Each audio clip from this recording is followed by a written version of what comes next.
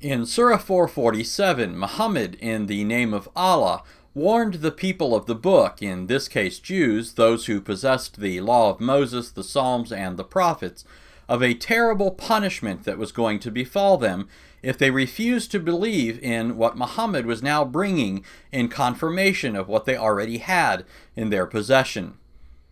O ye people of the book, believe in what we have now revealed, confirming what was already with you, before we change the face and fame of some of you beyond all recognition, and turn them hindwards, or curse them as we cursed the Sabbath breakers, for the decision of Allah must be carried out.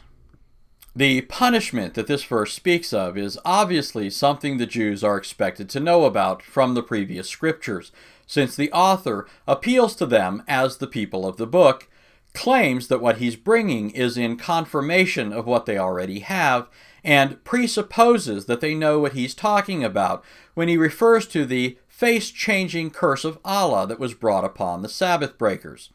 However, while the Old Testament scriptures do speak of God commanding Jews to observe a day of holy rest on the Sabbath, and do speak of certain people transgressing the command and being punished, such as the man who was stoned for defiantly picking up sticks in order to build a fire on the Sabbath, we never read of any group of people whose faces were cursed and changed beyond all recognition.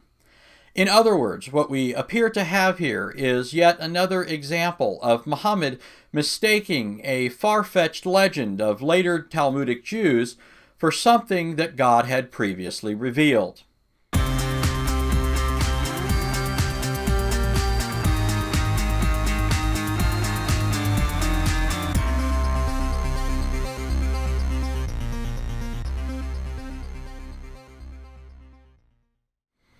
The otherwise cryptic reference in Surah 447 to the face-changing curse of Allah is explained in further detail several other times in the Quran.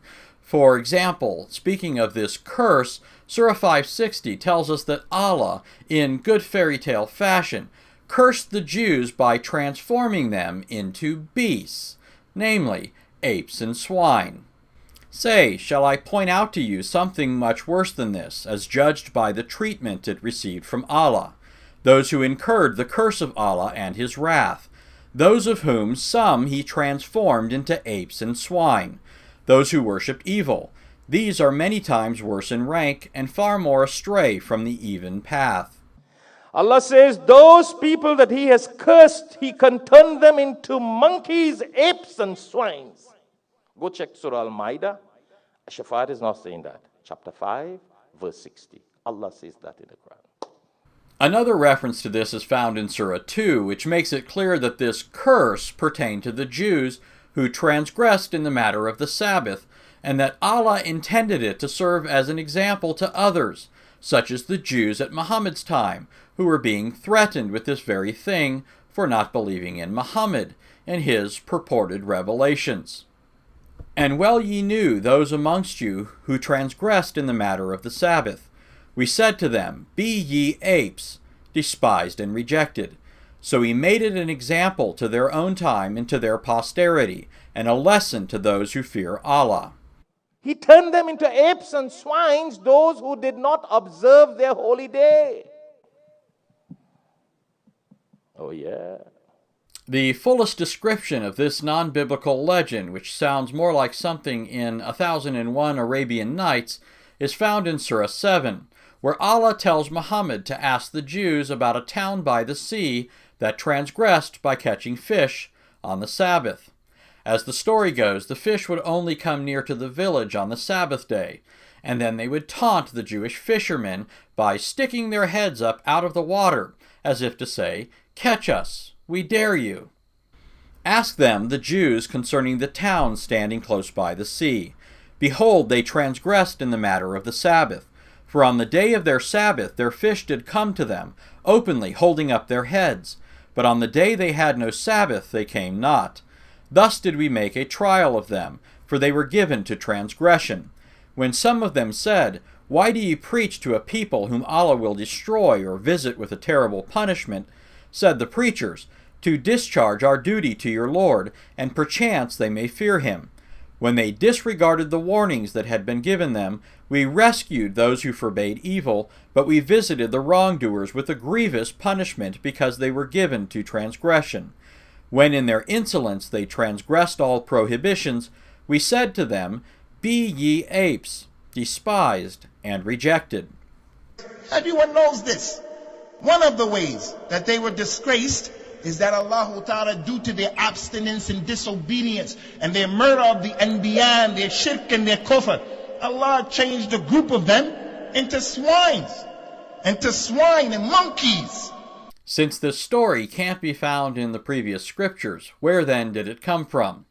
Unfortunately, while we can trace many of Muhammad's ideas back to unbiblical rabbinic traditions, since we don't have a full record of what 7th century Jews were palming off to Muhammad as revelations from God, the best we can do in many cases is make plausible inferences from what we do know. In this case, we do know that this story can't be found in the Bible. We also know that Muhammad had a penchant for mistaking apocryphal Jewish tales for biblical truth.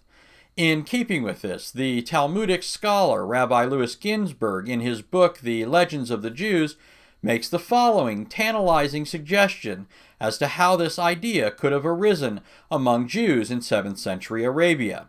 He writes, according to Tosefta Yebamot 110 and parallel passages in Bavli and Yerushalmi, which refers to the Babylonian and Jerusalem Talmuds, the high priestly family of Caiaphas, from Kaifa, which means ape, hailed from Bet Mechoshesh, the house of the stick-gatherer.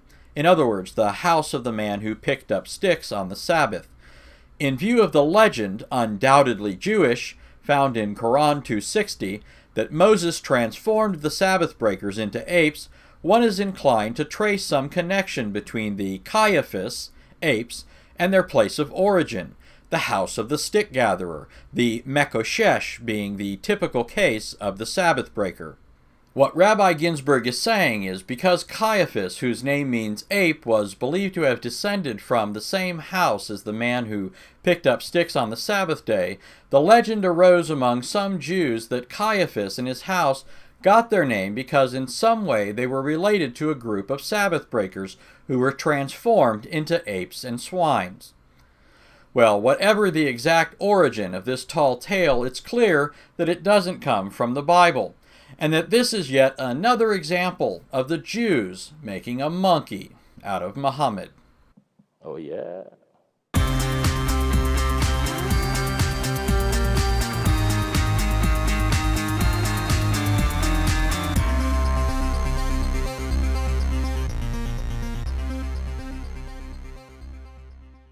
Stay tuned for part 2, where I'll look at how Islamic apologist Shabir Ali tries to deal with this rather embarrassing story found in the Quran.